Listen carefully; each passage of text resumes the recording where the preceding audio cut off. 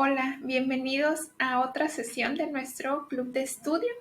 El día de hoy vamos a estar platicando acerca del diseño de laboratorios de microbiología y pues primero me gustaría agradecerles que estén aquí. Igual nos apoyan bastante si es información de utilidad o alguno otro de nuestros videos, pues nos apoyan bastante si comparten y para alcanzar a llegar a más personas. Bueno, pues vamos a dar inicio. Antes que nada, me gustaría dar algunas aclaraciones al respecto. Les platico, para quien no me conoce, que yo soy ingeniero tecnóloga y pues me he especializado en el estudio de microorganismos en la agricultura. Pero a la par de esas actividades, pues he generado un poco de experiencia en la parte de la implementación de laboratorios, ¿no? Porque va mucho de la mano con la actividad que he realizado, pero es importante mencionarles pues, que yo no soy experta en ese tema, no es que tenga una formación formal respecto a estos temas, y lo que les comparto pues es lo que he aprendido a lo largo del tiempo, bajo mi experiencia, y pues nada, espero que les sirva, que puedan tomar algo de aquí, que creo que también es importante mencionar este punto, en este tema y en todos, que toda la información que vemos en este canal y en cualquier otro foro o espacio, pues no tomarlo como una verdad absoluta, ¿no? Sino es información que nosotros tenemos que discernir, analizar y ya identificar si es acorde a lo que nosotros necesitamos y también pues alimentar de otra fuente de información, hacer nuestras comparaciones y llegar a formar nuestro criterio, ¿no? En este tema y en todos los que hemos abordado en este espacio. Y pues esa es básicamente la idea de hacer estos videos, ¿no? Compartirles nuestra experiencia y pues que tomen los que les sirven. Bueno, pues primero los laboratorios de microbiología son espacios que se destinan a hacer prácticas de microbiología, que hemos visto pues que este es prácticamente el estudio de microorganismos y nosotros pues nos hemos centrado en la parte de agricultura. ¿Y por qué son importantes esos espacios? Porque si nosotros no tenemos un espacio adecuado para realizar estas prácticas, probablemente los análisis o las conclusiones que nosotros lleguemos a través de esos procedimientos, pues pueden estar, no, pueden estar, tener como cierto sesgo, podemos tener contaminaciones y nuestros datos pueden, digamos, perder certeza.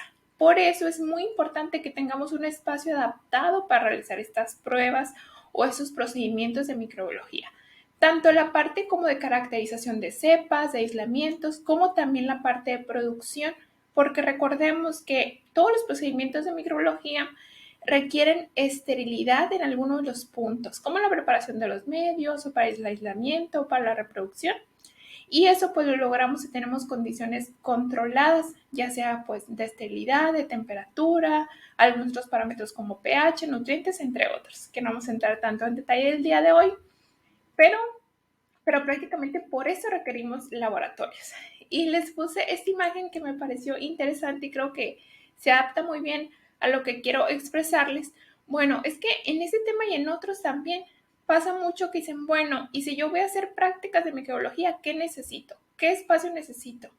Y la respuesta muy difícilmente puede ser puntual de que, te paso la lista de lo que tú necesitas, sino es más como un, pues depende, depende qué quieres hacer tú, depende qué instalaciones cuentas, cuál es tu presupuesto, cuáles son tus planes a corto, a mediano y a largo plazo. Entonces, todos esos factores van a determinar para identificar qué tipo de laboratorio requieres tú.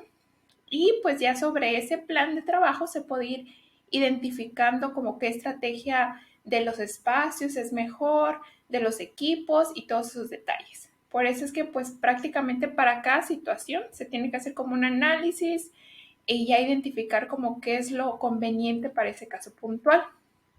Ya como hablando un poquito más a detalle de qué consideraciones podríamos tomar para las instalaciones de los laboratorios. Bueno, el primero sería si tenemos un espacio disponible, si tenemos a lo mejor un área que podemos adaptar o si vamos a empezar una construcción desde cero, es decir, que yo voy a determinar cuántos cuartos, de qué tamaño cada cuartos o porque a veces, bueno, lo que a mí me ha tocado experimentar es que muchas veces se aprovechan espacios previos. Por ejemplo, si hay un cuarto o un área que no se usa, se puede adaptar al laboratorio siempre y cuando pues cumpla con ciertas características o se ajuste, ¿no? Para que pueda cumplir. Entonces va a depender de esos factores.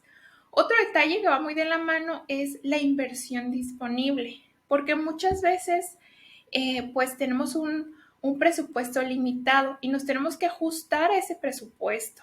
Y eso pues nos limita en muchos casos para la adquisición de equipos o para la implementación de ciertas mesas de trabajo, luces, etcétera. Por eso, pues va de la mano. También es importante mencionar que muchas veces no tenemos que hacer la inversión inicial como completa, sino podemos ir diseñando, trabajando en un proceso de escalamiento, donde digamos, bueno, primero vamos a adaptar un cuarto, después dos, después tres, y así, ¿no? Como poco a poco, conforme vaya siendo redituable la actividad. También, ¿qué tendríamos que estar pensando respecto a los laboratorios? Pues es qué actividades vamos a realizar en ese laboratorio. Si se va a hacer un proceso únicamente como de caracterización de cepas o si vamos a hacer producción. Y aquí también va a depender qué queremos producir, porque si queremos producir, por ejemplo, en sólido, a lo mejor no van a ser las mismas características de producir en líquido.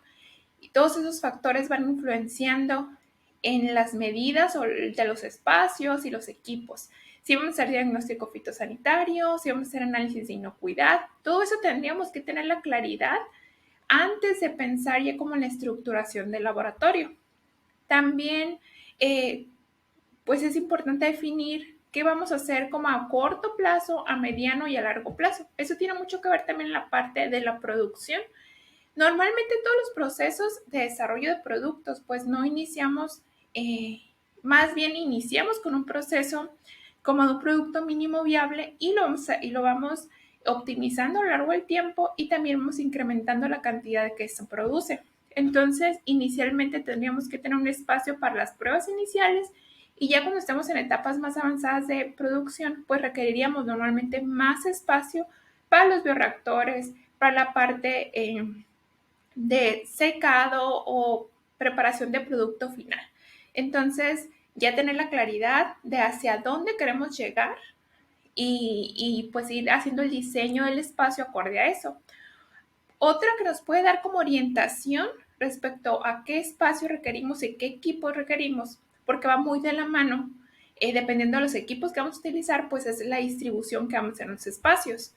Es qué protocolos vamos a realizar. Es decir, si voy a centrarme únicamente como en más análisis como de ciencia básica o si voy a producir, todo eso pues va a definir pues esos detalles. Y una vez que ya tenemos la claridad de qué queremos hacer, pues ya pasaríamos a la parte del diseño del laboratorio. Pero es muy importante mencionar que el diseño y la implementación de los laboratorios es una actividad multidisciplinaria. ¿A qué me refiero con esto? A que pues es un buen ejemplo donde tenemos que participar diferentes expertos o personas con diferentes experiencias para obtener el mejor resultado. Por ejemplo, en este caso, pues requeríamos involucrarse los directores o las personas como que dirigen los presupuestos de este tipo de proyectos, también ser investigadores asociados, los técnicos que son quienes van a hacer las actividades en el laboratorio, así también como tendríamos que considerar la experiencia de ingenieros civiles, de arquitectos y en conjunto encontrar cuáles son las mejores alternativas que se tienen para cumplir con los objetivos que tiene planteado ese laboratorio, obviamente asegurando la seguridad y pues toda la parte como de construcción y estructuración, pues que los ingenieros civiles o los arquitectos son los expertos en esa área y no tanto los biotecnólogos o biólogos o agrónomos.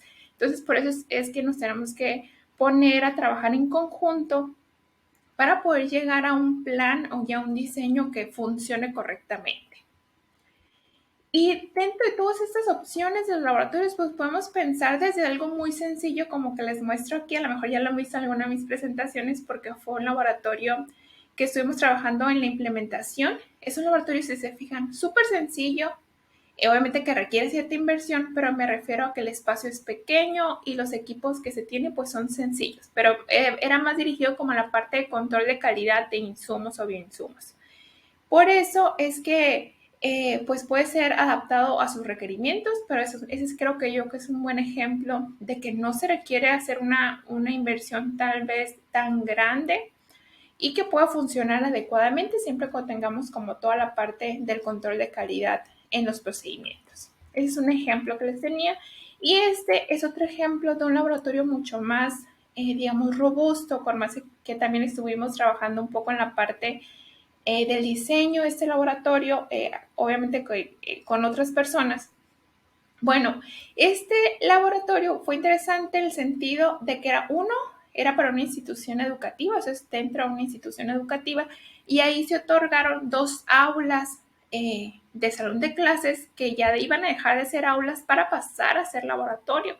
Entonces nos teníamos que ajustar a las paredes existentes, también pues a los espacios, al tamaño y sobre todo ese esquema que ya existía, pues empezar a trabajar en el diseño acorde a los protocolos y a lo que se quería lograr en este espacio.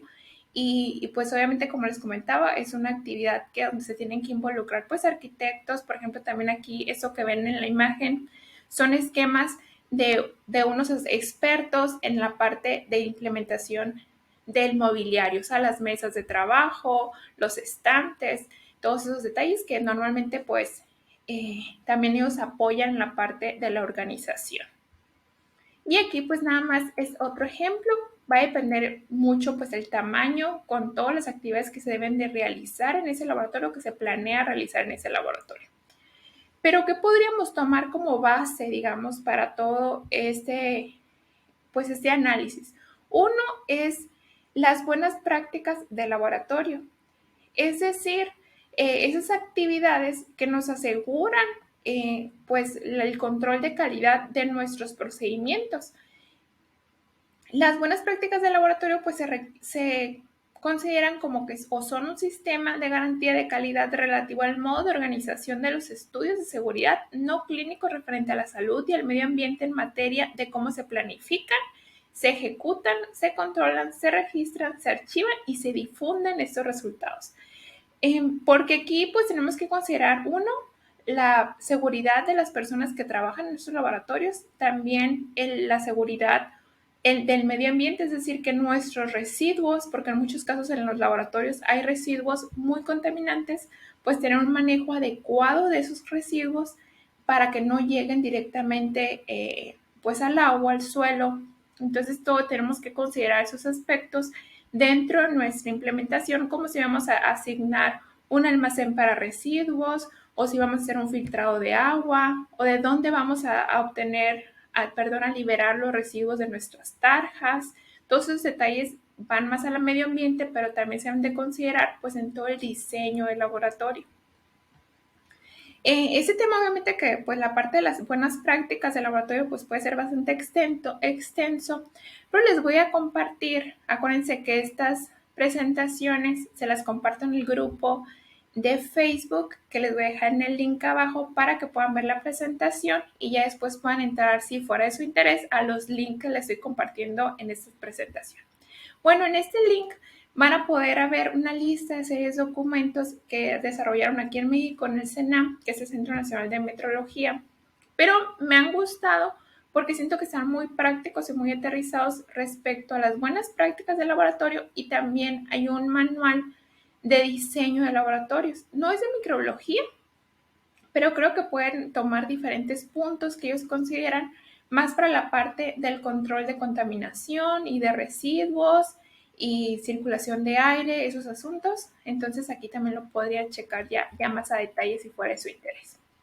Algo bien importante, pues, es la parte de seguridad en los laboratorios, como comentamos, pues, para proteger a las personas que trabajan en esos espacios. Para eso se requieren ciertos puntos que se deben de considerar al momento de establecer un laboratorio, como los señalamientos de salida de emergencia, si un extintor, todos esos detalles. También se debería considerar un lavaojos, una regadera de emergencia, un botiquín, algún equipo contra incendios, equipo para derrames químicos y también pues ajustarse a los equipos de protección que debe usar el personal. Esto porque sí es más, digamos, una actividad más de riesgo que trabajar en otro espacio como en una oficina. Les platico de un detalle que yo cuando saqué mi seguro de vida, al enterarse que trabajaba en un laboratorio, pues el valor del seguro, lo que tenía que pagar, subió por representar un factor de riesgo más que en comparación de trabajar en otras áreas, ¿no? Entonces sí hay mayor riesgo y tenemos pues que tomar ciertas medidas para evitar en medida de lo posible los accidentes. También en este caso de la seguridad, pues normalmente en cada país hay diferente normativa acorde a cuántos, por ejemplo, extintores debe de haber por cada metro cuadrado o por cuántas personas hay, cuántas salidas de emergencia. Esos detalles ya técnicos, pues les recomiendo que lo chequen en la parte de la normativa acorde a su país y normalmente pues los que trabajan en la construcción y eso pues están enterados de esa información. Otros, otros puntos que podríamos considerar como referencia, pues es otras normativas de otros países. Por ejemplo, nosotros estamos en México. Bueno, yo puntualmente estoy en México, no sé de ustedes dónde nos escuchan o ven, pero una de las normativas que yo he encontrado, que me parece como también que da información de utilidad, es esta, la NTP 551, prevención de riesgos en el laboratorio, la importancia en el diseño. Igual les dejo aquí el link. Y ellos dan algunas recomendaciones de la estructura del laboratorio, como el tamaño del pasillo, la altura que debe tener los laboratorios, qué tipo de piso debe tener. Pero a grandes rasgos, pues las paredes deben ser lavables, el piso debe ser lavable. Debemos de otorgar las características para que podamos mantener la esterilidad y la seguridad, ¿no? Y ahí pueden leer también pues algunos aspectos puntuales de esos detalles que les mencionaba. Aquí vemos algunos otros ejemplos de laboratorios muy básicos como el que les mostraba al principio, donde puede ser un cuarto, tal vez a lo mejor de 4x3, va a depender de qué espacio. Algo también a lo mejor en las primeras etapas que se recomienda es separar áreas donde vamos a trabajar con material estéril, con áreas que no vamos a trabajar con material estéril, como se ve en este ejemplo. Por ejemplo, la preparación de medios, los aislamientos, tal vez conviene hacerlo en esta área, por decir un ejemplo, y en la otra área como de pesado de suelo, de homogeneización de muestras, ese tipo de detalles podamos hacerlo en el área donde todavía no estamos trabajando con material estéril y eso nos va a permitir pues disminuir el riesgo de contaminación de una área a otra. ¿Y qué requerimientos debería tener para iniciar? Pues primero el espacio adaptado, que sea limpio, y después ya podría pensar en equipos. Dentro de los equipos que más utilizan, aquí les pongo una lista, digamos en las etapas iniciales, pues sí se requiere un autoclave, casi pues para las mayorías de los casos siempre en la microbiología se requiere un autoclave, que es un equipo que tiene la capacidad de llegar a temperaturas altas y a presión altas y eliminar todos los microorganismos en el material que estamos colocando dentro del autoclave. Que igual pueden leer también eso en la parte de los manuales de CENAM, ahí pueden explicarles más a detalle respecto a eso. Pero es un equipo que digamos que puede tener el riesgo como de explotar si no se hace un buen manejo por la presión que se tiene y pues sí deberíamos de considerarlo, colocarlo en un espacio seguro del laboratorio. Yo creo que en las etapas iniciales podría ser el equipo como de más riesgo, que representa más riesgo. Entonces dejarle un espacio libre únicamente para ese equipo y a lo mejor pues sí verificar que no esté cerca, por ejemplo, de alguna salida de emergencia o alguna entrada para que en caso de algún problema pues no afecte en la circulación de las personas. Bueno, otro de los equipos que también son como en la parte inicial que se requieren pues es como el microscopio, una balanza, mecheros o una campana de flujo laminar, un refrigerador, micropipetas, agitador orbital, en algunos casos ya pues también la cámara de Neubauer, más en esta etapa en ese tipo de área de microorganismos, pues es un equipo, no es un equipo, más bien es un material, pero que se requiere siempre como en las etapas iniciales. Y pues para poder hacer todos los procedimientos, pues sí requerimos alguna cristalería. Aquí nada más como grandes rasgos les muestro algunos ejemplos de los más utilizados. Pero sí, nuevamente, pues podríamos trabajar ya más enfocados, o bueno, ustedes pueden trabajar ya más enfocados en qué materia se requiere, acorde a los protocolos que van a realizar. Eh, Algo también que pueden utilizar como referencia en respecto a qué espacio se requiere es cómo van a ser el proceso de producción o si es un bioproceso lo que van a realizar en esa área. Es decir, en dónde van a reproducir los microorganismos. Porque, por ejemplo, los reactores pues tienen que tener ciertas características. Eso se pueden apoyar ustedes con la persona que van a adquirir el bioreactor o la empresa. Igual, por ejemplo, si van a darle un procedimiento posterior, que sería como el downstream de purificación o separación o secado, qué equipo requieren y qué características requiere el equipo del espacio, porque pueden ser equipos más grandes. Por ejemplo, si tenemos un bioreactor, pues si vamos a utilizar un bioreactor pequeño de 5 litros, pues a lo mejor puede ser una mesa de trabajo, digamos, donde podemos hacer otras actividades, pero si es un bioreactor de 1000 litros, pues requiere un espacio destinado únicamente para ese bioreactor. Entonces sí tendríamos que pensar cómo va a ser nuestra producción para tener la claridad.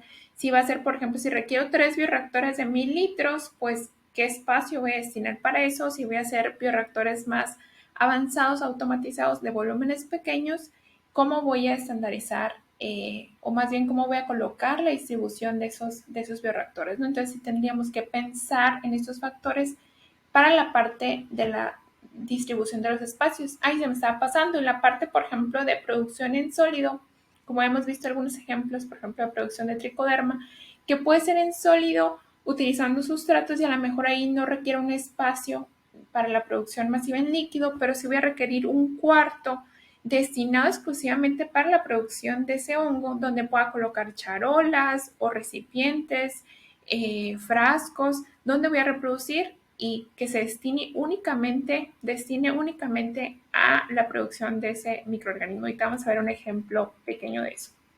Bueno, aquí es otro, viene del mismo manual del CENAM.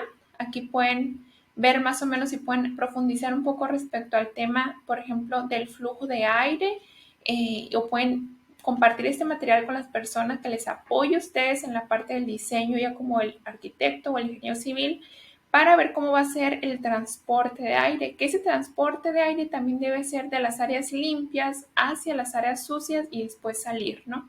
Para no incrementar los riesgos de contaminación. También hay algunas áreas donde requiere extracción de, de aire de laboratorio, y eso pues hace balance de aire diferente en el laboratorio. Por ejemplo, los almacenes, normalmente se requiere un extractor en los almacenes, también se puede requerir un extractor si tenemos una campana de extracción. Entonces eso se debe considerar ya en la planificación del laboratorio.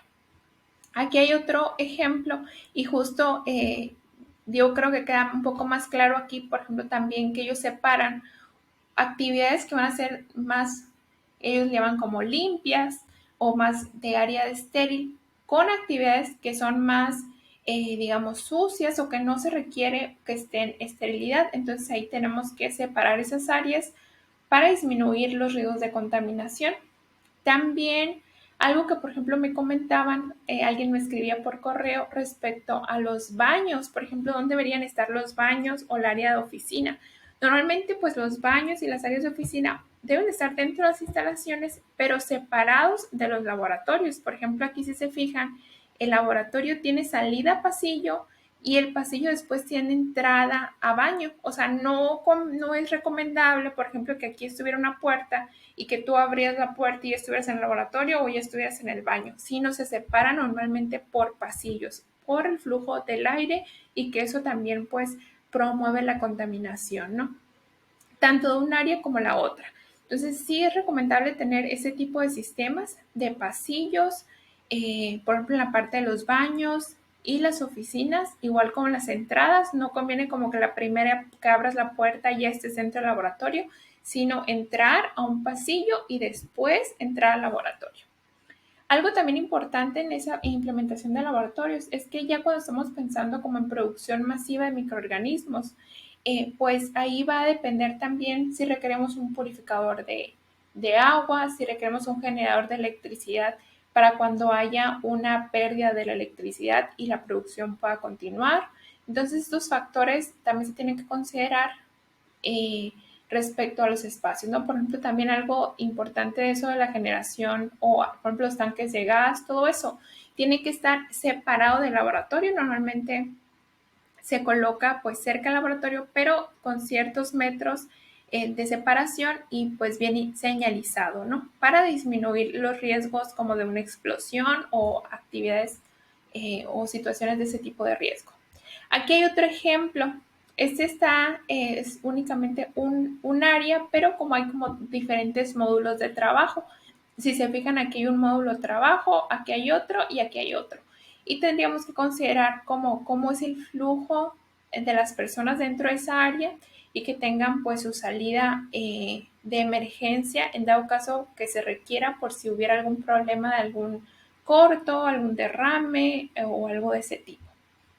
Que eso es muy importante en la parte de las salidas de emergencia. Incluso si es un área pequeña, se recomienda que tenga una salida de emergencia, aunque sea únicamente un cuarto. Y aquí es otro ejemplo que les comentaba también eso de la parte de los corredores. Igual, por ejemplo, el ejemplo aquí de la oficina o el baño. Aquí podríamos entrar al laboratorio, a la zona de oficina, que probablemente aquí podría haber un baño. Y ya cuando yo voy a entrar a trabajar a los laboratorios, pues ya debería de yo colocarme mi bata, lavarme mis manos correctamente y poder entrar al laboratorio. Aquí también podríamos utilizarlo como ejemplo para la parte de producción de microorganismos en sólido, donde podemos separar, por ejemplo, aquí la producción de un microorganismo, aquí de otro, porque no conviene utilizar la misma área para producir diferentes microorganismos porque incrementa los riesgos de contaminación. Entonces, este puede ser un buen ejemplo también que pueden utilizar como referencia para el diseño de su propio laboratorio.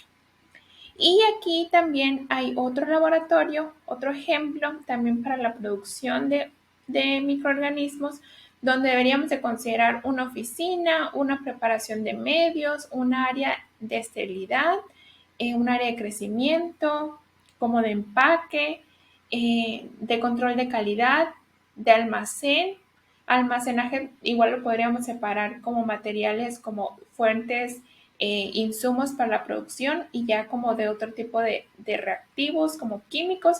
Entonces eso va a depender pues de qué tanto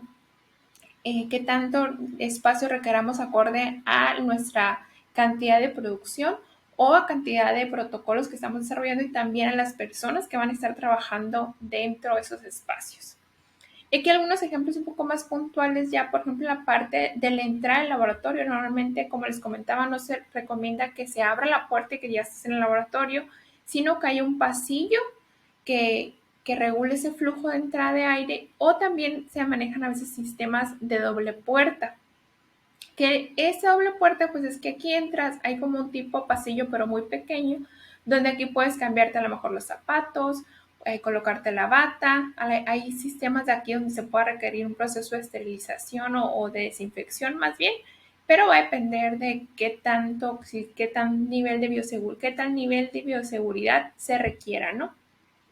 Qué tipo de microorganismos son con los que se trabaja, igual para salir. Y ya después, pues se entra al laboratorio. Y esto es referente a lo que les platicaba de la ventilación, los flujos de aire. Se debe considerar entradas de aire para que después ese aire pueda salir a través del extractor en una campana de extracción o también de los almacenes donde se coloca normalmente un extractor y pues tiene que hacerse como un balance de carga para que pues sea adecuado la parte de la extracción porque luego se causa como algún sellado de puertas si no tenemos un suministro de entrada de aire. Y aquí les voy a dejar pues algunas consideraciones que esto lo saqué del manual de España, de la norma de España, pero igual pueden utilizarlo como referencia. Y ya cuando estamos trabajando en el laboratorio, pues que les comentaba que muchas veces porque se utilizan algunas paredes existentes, pues una de las alternativas puede ser que se dividan los laboratorios por paredes móviles o algunos paneles. Igual podrían buscar información respecto a eso si creen que fuera a ser como más adaptada para sus necesidades. Otro factor importante es la visibilidad. Se recomienda que dentro de todos los espacios se pueda ver a todas las áreas para que si en caso que haya algún incidente, todos puedan ver lo que está sucediendo y puedan tomar las medidas necesarias, como por ejemplo salir del laboratorio, ¿no? Que se pueda ver de ese cuarto al otro cuarto. y es un ejemplo muy común que se maneja.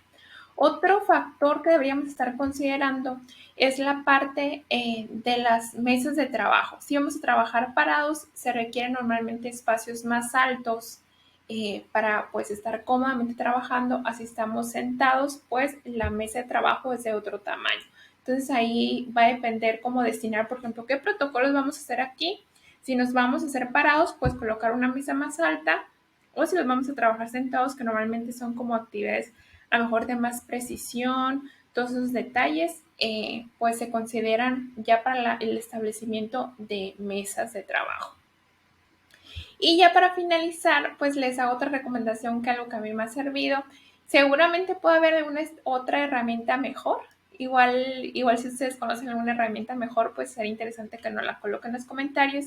Pero esta herramienta que es gratuita, puede ser algunos planos, te sirve para hacer como una idea de cómo va a ser el laboratorio, y a lo mejor yo como lo he utilizado, pues utilizo ese tipo de herramientas para después transmitir esa información obviamente a un arquitecto o a un ingeniero civil o a alguien que esté apoyando con el desarrollo de esa obra realmente, pero para poder transmitir más claramente las ideas de cómo se sugiere o cómo podríamos estar haciendo el diseño laboratorio. Entonces aquí pueden hacer sus planos. Les voy a hacer un ejemplo bien cortito nada más como para que vean cómo se ve. Este es un plano que estaba trabajando y pueden hacerlo. eh, y aquí está. Entonces pueden hacer como un diseño de su laboratorio, como para darse una idea de cómo pueden ir acomodando las áreas. Entonces está bastante útil para que, pues creo yo que sirve para darse una idea de cómo puede ir quedando los espacios y, y así. Obviamente que es nada más como una representación, pero pues funciona bastante, creo yo, para transmitir el mensaje de cómo pueden ir acomodando las áreas. Bueno, pues hasta aquí dejaríamos el video del día de hoy. Muchas gracias por escucharnos, por vernos. Igual si ustedes son expertos de este tema, sería interesante que nos compartan su contacto en los comentarios, o si tienen alguna aportación de alguna norma, alguna referencia que podamos utilizar también para el diseño, también por favor compártanla para que pues sea una actividad más enriquecedora. Igual les comparto mi contacto. Si en algo creen que les puedo apoyar, pueden escribirme. Siempre les contesto. A veces tarda un poquito más o un poquito menos. Va a depender del trabajo que tengamos. Pero pues agradezco mucho que se tomen el tiempo de ver sus comentarios, de escribirnos un correo. Y nada, pues nos apoyan compartiendo estos videos si son de su interés. Y nos estaríamos viendo la siguiente semana. Gracias.